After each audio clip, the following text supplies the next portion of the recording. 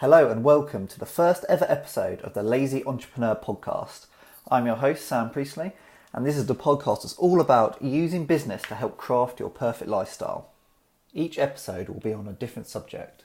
They will be on anything from really practical things, such as how do you actually set up a business, what are the different types of businesses that are working and make people money in 2018, how do you, for instance, ship internationally, how do you deal with sales tax in the USA and VAT in Europe, and all the other sort of complexities that a solo entrepreneur might face.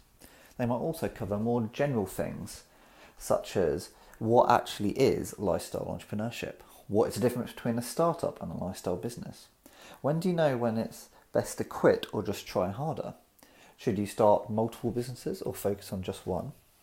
I'll also throw in some anecdotes from my life and my career, including some of my bigger failures and what I could have done differently. All in all, this podcast is meant to be an extension of my blog, which you might already be familiar with.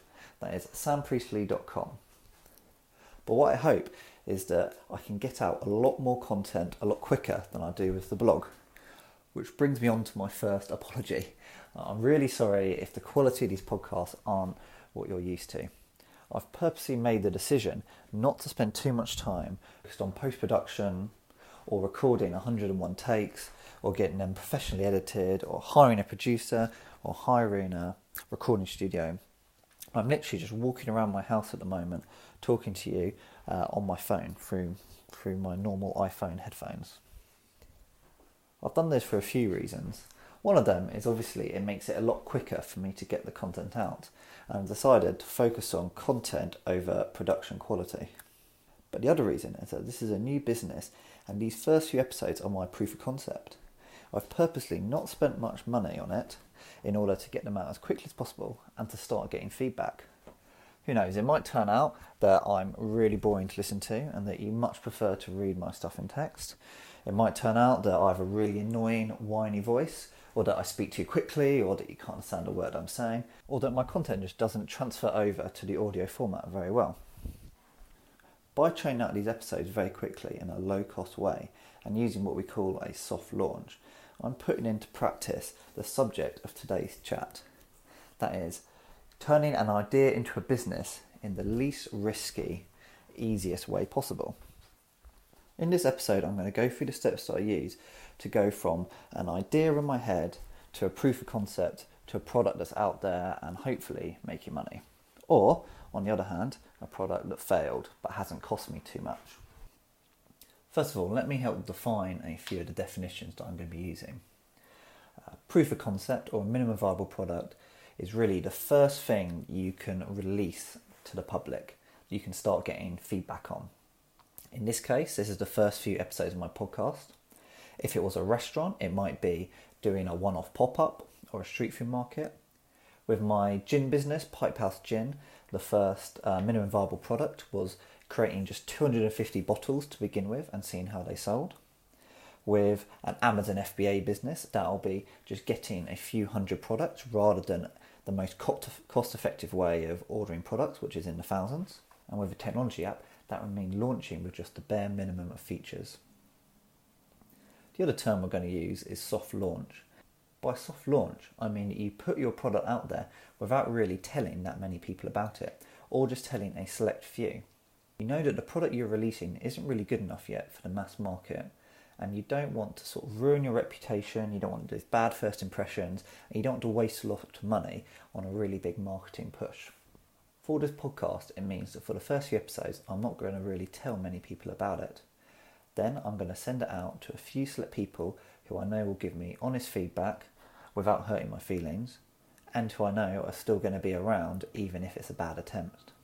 With my craft gin business, Pipehouse Gin, that meant launching locally at local markets without really telling too many friends and family, or talking to the newspapers, or talking to big distributors. We wanted to get our recipe down and know that we're onto a winner before we hit those really high value but also expensive to capture targets. So why do I suggest starting with a minimum viable product and soft launching it? Well, there are a few reasons.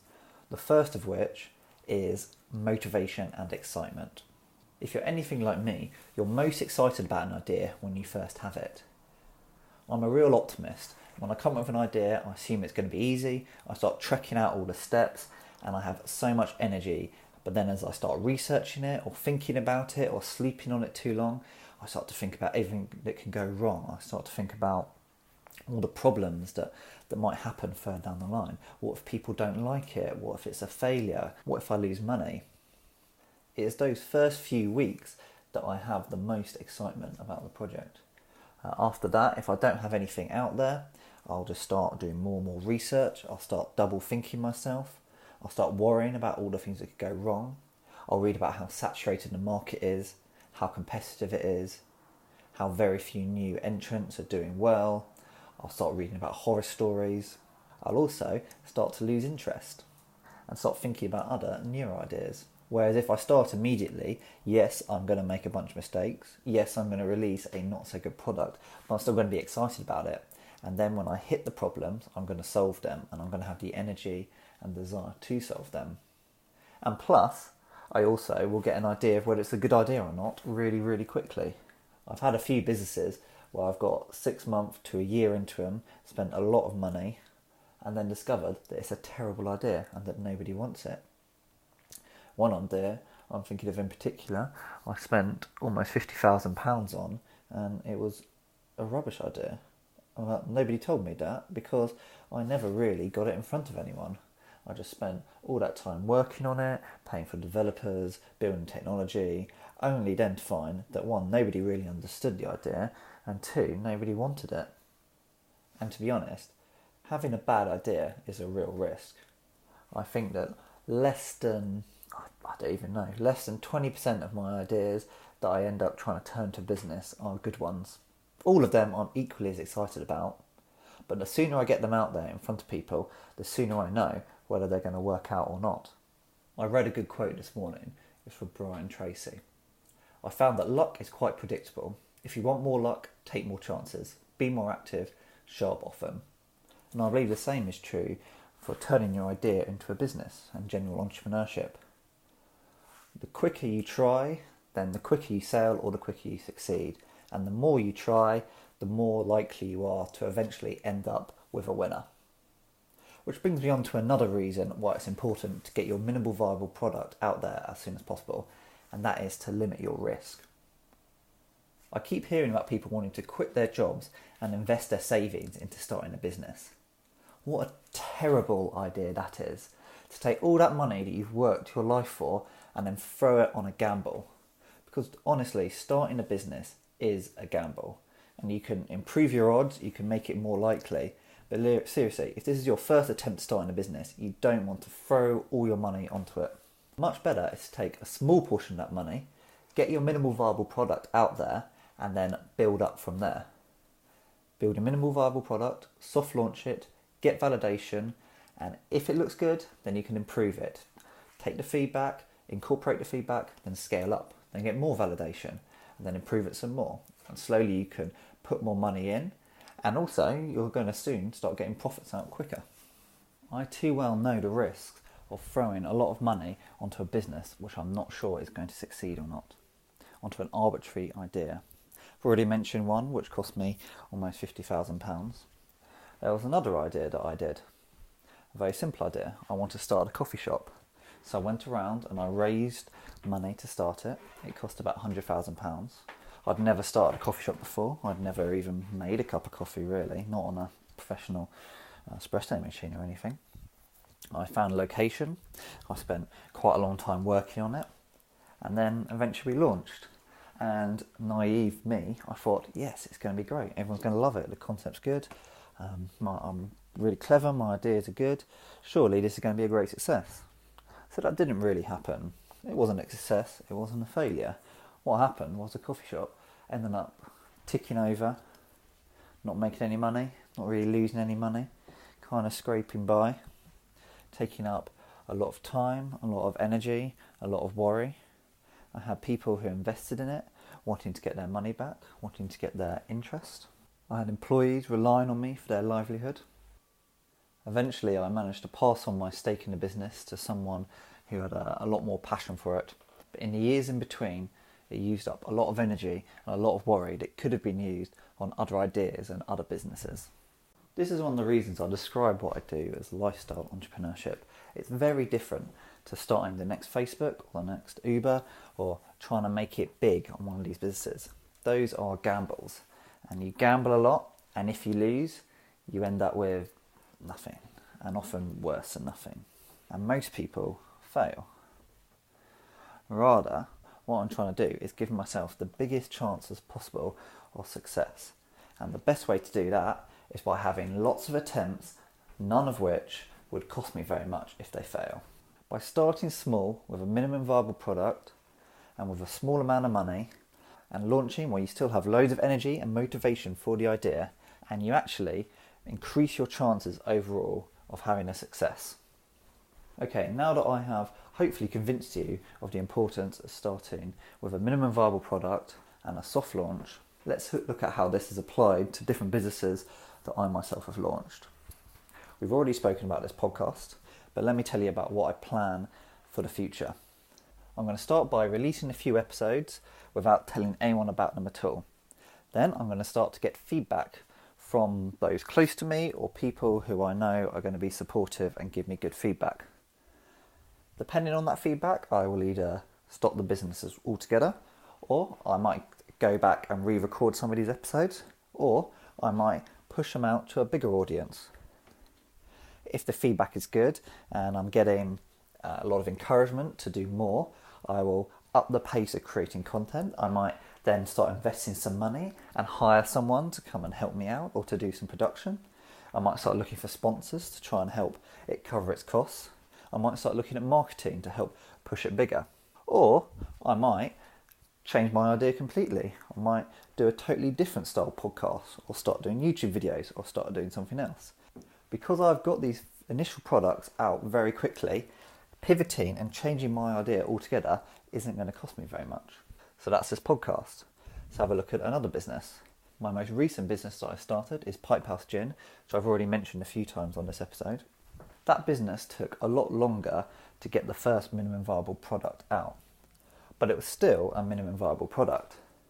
When we were looking to start it, I ended up contacting pretty much every distillery in the country, asking for help and tips, and the typical response I got is that you need £500,000 and a degree in this and that and experience in the field before you can do anything.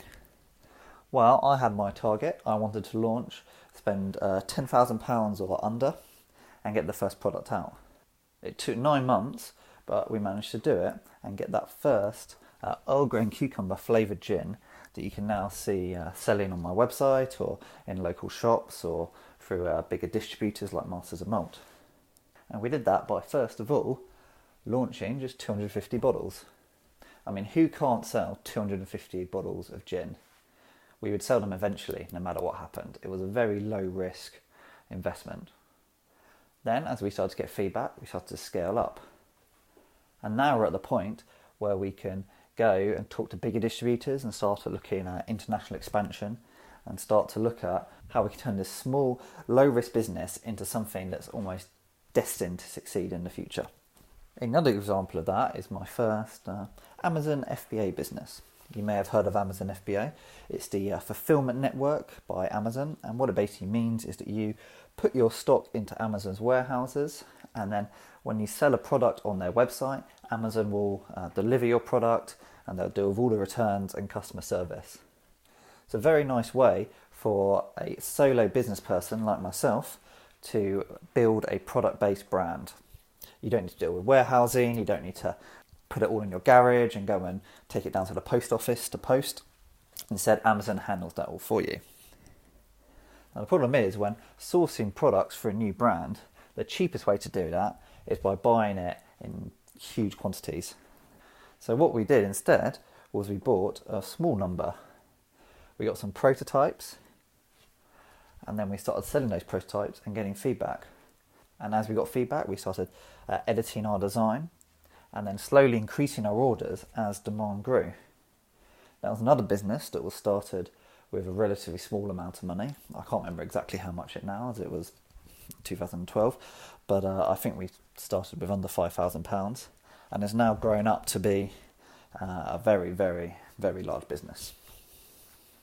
Another example is a business I had which was importing and selling cars. I came across this opportunity that I thought was great. There was a really big difference in price between what people were paying for used cars in the country of Malta and what people were selling them for in the United Kingdom. And we both drove on the same side of the road and the cars were the same. So I thought, what a great business. I will start importing cars and selling them for a really big markup. Now, the easiest way to have done this would have been to buy a big container lorry, stack it full of cars, and then drive them over and start selling them. Could have got a container lorry. We looked into it. I think it was about £13,000, which would have taken 6 cars. And I could have gone and found 6 cars, put them on the lorry, and shipped them over there. Probably all in started for maybe £70,000 or £80,000. But that's not what we did. The first step was to buy just one car, which we then paid someone a relatively large amount of money to ship over for us, and then we tried to sell that car. And then once that sold, we found another car and we did the same thing again. Then once that sold, we found another car and did the same again. Where this story differs from the other ones is that this business turned out not to be worth it. This was a business that the margins just weren't really there. The business culture of buying and selling in Malta, given the amount of time I wanted to commit to it, just wasn't worth it. And the time it took to sell each car got longer and longer and longer until we were holding stock for months and months and months. If I had done the original thing, the best value option, which was to buy the car transporter and send it out there, I would have been stuck with either having to force the business to work or to lose money on it and give up. Neither of which is a good option. I might have been able to force it and end up making money. More likely, I probably would have been able to force it and would have spent a huge amount of time on it, only for it to make a small amount of money. And if you remember, all the time we spend on a failing business or a lukewarm business is time we're not spending on the really good businesses. Okay, now that we've covered some examples, let's talk about the most frequent criticisms people have of this business model. First off, what happens if someone steals your idea? This is a pretty common question because you're putting out your idea with hardly any sort of substance behind it. If you think about it, it'd be quite easy for a really big business to swoop in, take your idea and make a better version of it and put it out there. So first off, that is a worry. I've never had it happen to me, and I don't know anyone who's ever had it happen to them. But it is a risk, and there is probably a very small chance that it could happen. After all, any time you put your idea out there, someone could take it and go work on it and build it.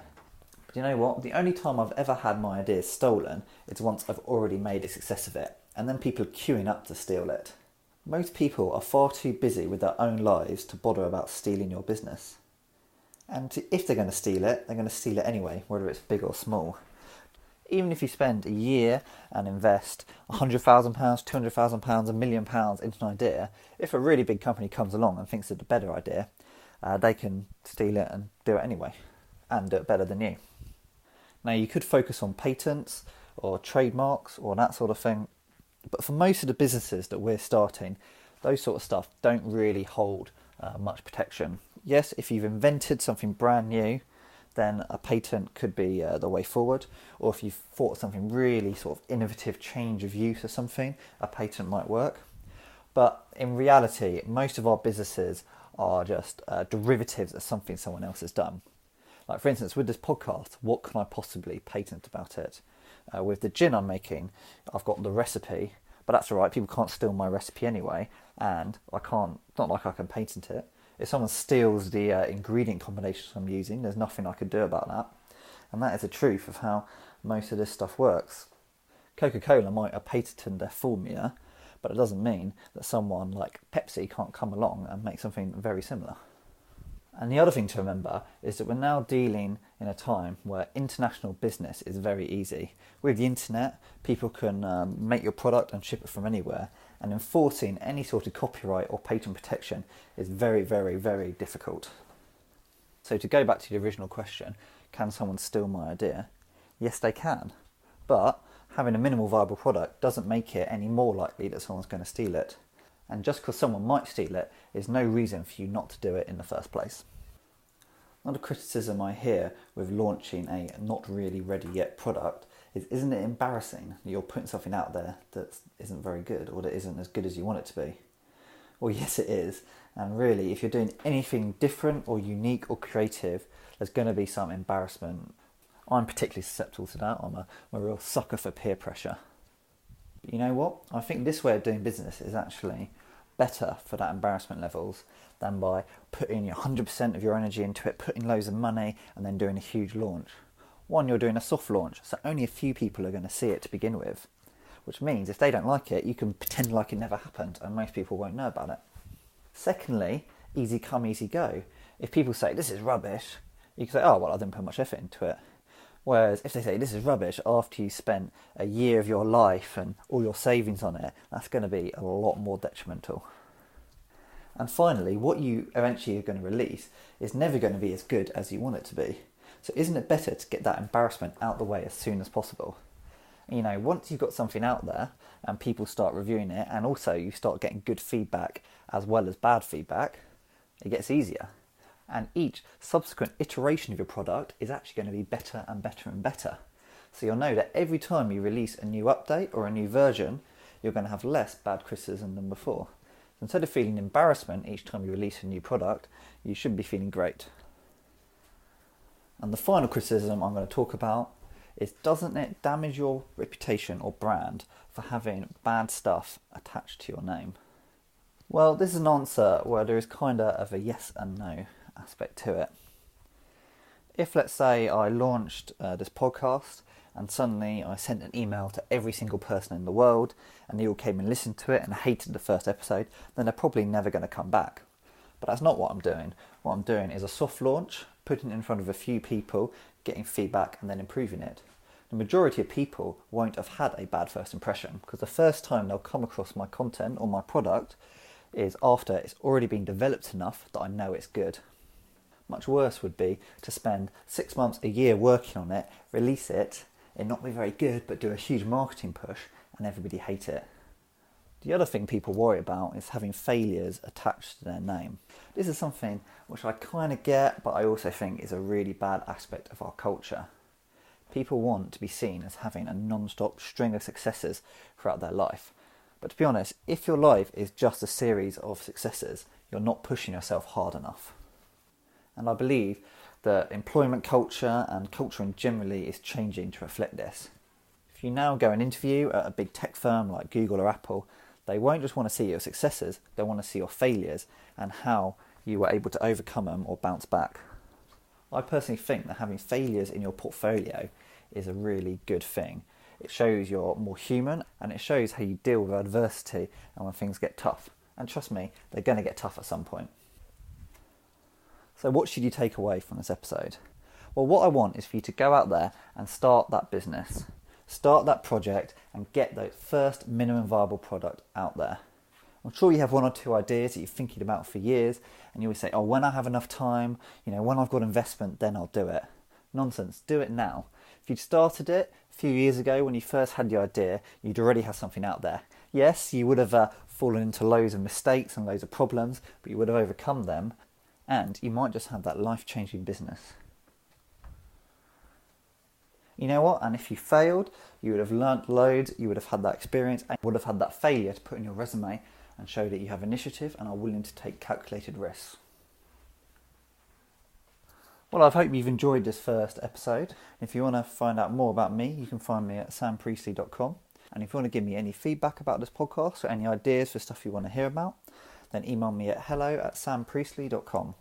That's hello@sampriestley.com. SAMPRIESTLEY.com. Thank you very much.